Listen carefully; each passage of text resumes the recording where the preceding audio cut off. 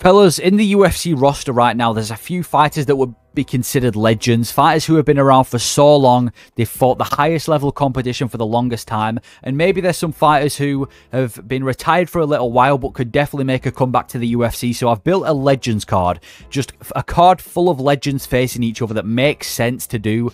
And I feel like it'd be a really good card overall to you know, just make a stacked card full of legends. So let me know your thoughts on the card and your opinions on the fighters that are on this card, and if I should have included any other legends. But yeah, we'll start off there with the main card opener with Rafael dos Anjos versus Bobby Green. Now, this is a fight that could definitely happen. I'm not even going to completely write off this fight. It feels like Rafael dos Anjos, every single time we think he's going to retire, he continues to fight. He's coming off a loss to Gamrot, which isn't, you know, shameful, because Gamrot's a top lightweight. Him and Bobby Green are both floating around the top 10 area of the lightweight division. They're not really good enough to beat the competition of the top 10, but they're definitely good enough to kind of be gatekeepers. So Rafael dos Anjos versus Bobby Green. I'm really intrigued to see how this fight would go, because Bobby Green's very, very technically sound. He's a great boxer coming off a brutal loss to Jalen Turner, and he's booked against Jim Miller. Win or loss, I think him versus RDA could definitely happen as well. Unless Rafael dos Anjos isn't washed. A lot of people have this misconception that Rafael dos Anjos is somewhat washed. He's not washed. Are we forgetting a few years ago, this guy went out there and absolutely battered Renato Moicano like it was nothing. Absolutely battered him. So I feel like RDA versus Bobby Green, it's a fight that could definitely happen. It's a fight that intrigues me, and I think it'd be a great fight to open up a Legends card, because Rafael dos Anjos has been around for so long. It feels like he's been around since the dawn of the UFC. Bobby Green's been around for ages as well. Let's put him on a main card. A great lightweight fight to start off the main card. I think it'd be a decent fight as well. Bobby Green versus Rafael dos Anjos to be a main card opener. Then the next fight on the card, Tony Ferguson versus Nick Diaz. Now, is this going to be the highest level, you know, the highest skill, the highest class fight you've ever seen in the UFC? It's just not going to be that. Is it going to be a bloody war? No. But it's a great way I mean, first of all, neither of them are going to take significant damage. I don't think either of them are able to inflict damage anymore. So I don't think it's going to be an absolute bloody war, and we're not going to see them. We're not feeding them to a dangerous prospect, is what I'm saying. We're both kind of cushioning their last fight in the UFC, because neither of them are really at that stage where they have anything to offer anymore. Nick Diaz fought a few years ago against Robbie Lawler, got beaten pretty comfortably, and since then I'm not sure he's been able to. I don't even know what state he's been in, but I feel like if he was to train, if he was to get back in the octagon, it keeps him out of trouble. And to give him a fight against a losing streak Tony Ferguson, who's been on a big losing streak and looks progressively worse every single fight, it's just a good fight for them to end off. And the fact that one of them gets to win, we either get to see Nick Diaz make a random return to the UFC and end his great career on a win, or we get to see Tony Ferguson finally end the losing streak. And I don't want to see Tony Ferguson end his losing streak against some random lightweight prospect that or not even just a prospect, but just some random lightweight fighter, unranked fighter who nobody's ever heard of. If we're going to see Tony Ferguson end his losing streak, I want it to be against a guy that's well known, or at least a big fight. So I've gone with Nick Diaz versus Ferguson. Not going to be the most competitive fight, not going to be the most, you know, high level fight you've ever seen, but it's a great fight for both of them to end on, and hopefully both of them retire. It's a double retirement regardless of who wins. And yeah, I don't think we could have given an easier fight for Ferguson, but at the same time, we're not feeding Nick Diaz to some dangerous prospect. We're feeding him to Tony Ferguson, who's on a losing streak, who just seems that he can't get a win nowadays. So Nick Diaz versus Ferguson is the next fight. Featured fight of the night, I've gone Jim Miller versus Paul Felder. Now, this is actually a fight that could have happened. This was rumoured to be on UFC 300, and obviously we still get to see Jim Miller fight on 300 after he fought on 100 and 200 against Bobby Green, which is good.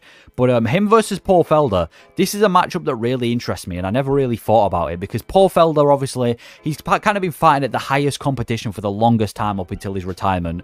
And it's not like, I'm not saying Jim Miller's a can or a bum, because he's looked great recently in his few fights, but it's a step down from competition from what Paul Felder's recently used to.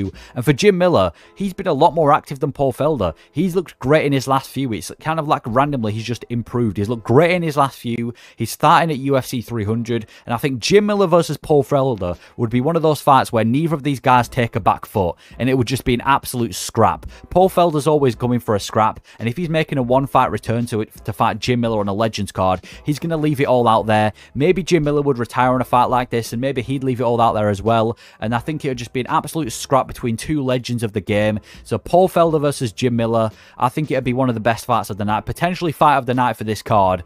Jim Miller, Paul Felder. Featured fight of the night. I wouldn't even mind seeing this. And to be completely honest, I don't even want to write it off. I think we could still see this fight. Because it was rumoured, if Paul Felder wants to make a one-fight comeback to the UFC, if win or loss to Bobby Green, I think this could still be a fight that we could potentially see one day. So, Jim Miller and Paul Felder, I'm going to say that's the featured fight of the night.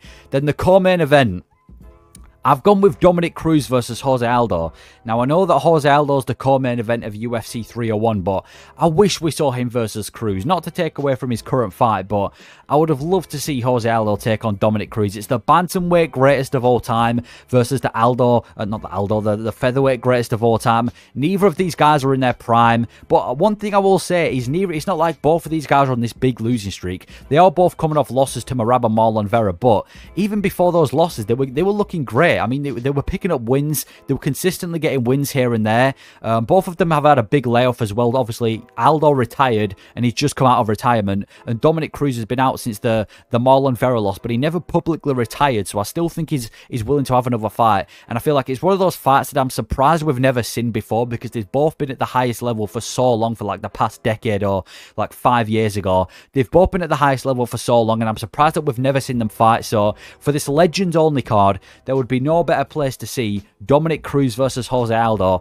the fight that we've been waiting to see for what feels like forever. Let's throw it on a Legends card. We finally get the opportunity to see it. Dominick Cruz versus Aldo. We need to see that fight. And then finally, the main event of the evening, Jon Jones versus Stipe. It's a fight that's actually going to happen. The UFC have been promoting this fight for the longest time. It was supposed to happen at UFC 295, and now we're probably going to have to wait until summer.